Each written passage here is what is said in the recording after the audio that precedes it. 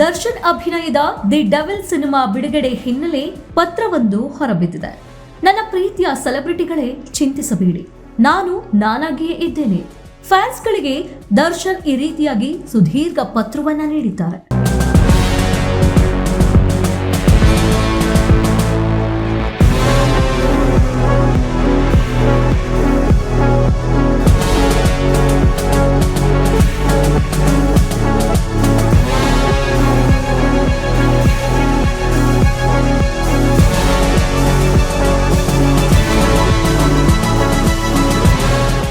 Challenging star Darshan ನಟನೆಯ the devil cinema December 11ರಂದು ಬಿಡುಗಡೆಯಾಗುತ್ತಿದೆ.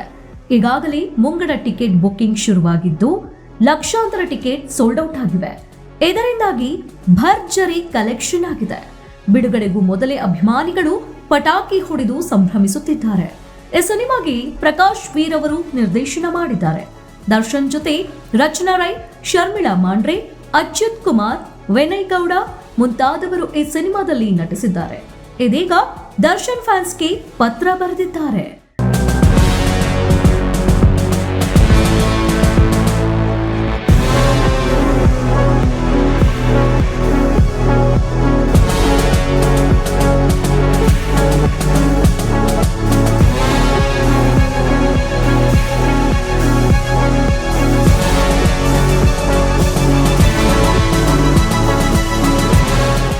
ನನ್ನ ಪ್ರೀತಿಯ ಸೆಲೆಬ್ರಿಟಿಗಳೇ, ಈ ಸಂದೇಶ ನನ್ನ ಹೃದಯದಿಂದ ನೇರವಾಗಿ ಬಂದಿದೆ.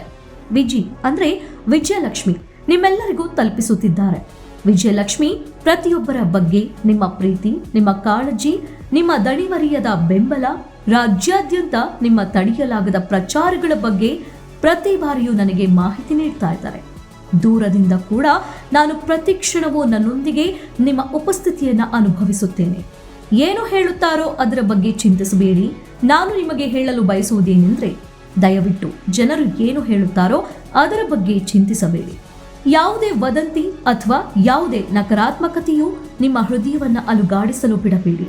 ನೀವು ನನ್ನ ಶಕ್ತಿ, ನೀವು ನನ್ನ ಕುಟುಂಬ ಮತ್ತು ಇಂದು ಎಂದಿಗಿಂತಲೂ ಹೆಚ್ಚಾಗಿ ನೀವು ನನ್ನ ಮೇಲೆ ಇಟ್ಟಿರುವ ನಂಬಿಕೆಯಿಂದಾಗಿ ನಾನು ನಿಂತಿದ್ದೇನೆ. ನನ್ನ ಜೀವನದ ಈ ಹಂತದಲ್ಲಿ ನನ್ನ ದೊಡ್ಡ ಶಕ್ತಿ ನೀವೇ ಮತ್ತು ನೀವು ಕಡಿಮೆ ಚಿಂತಿಸಬೇಕು ಮತ್ತು ಆ ಪ್ರೀತಿ ಶಕ್ತಿಯನ್ನ ನಮ್ಮ ಚಲನಚಿತ್ರ ಡೆವಿಲ್ ಕಡೆಗೆ ಗಮನ ಹರಿಸಬೇಕು ಎಂದು ನಾನು ಬಯಸುತ್ತೇನೆ. ನಾನು ನಾನಾಗಿಯೇ ಇದ್ದೇನೆ ಅಂತ ದರ್ಶನ್ ಹೇಳ್ತಾ ಇದ್ದಾರೆ. ನಿಮ್ಮೆಲ್ಲರಿಂದಾಗಿ ನಾನು ನಾನಾಗಿಯೇ ಇದ್ದೇನೆ ಮತ್ತು ನನಗೆ ತಿಳಿದಿದೆ, ನಂಬುವುದು ಮಾತ್ರವಲ್ಲ, ಆದರೆ ನೀವು ಯಾವಾಗಲೂ ನನಗೆ ತೋರಿಸಿದ ಅದೇ ಅಪಾರ ಪ್ರೀತಿ ಬಗ್ಗೆ ನನಗೆ ತಿಳಿದಿದೆ.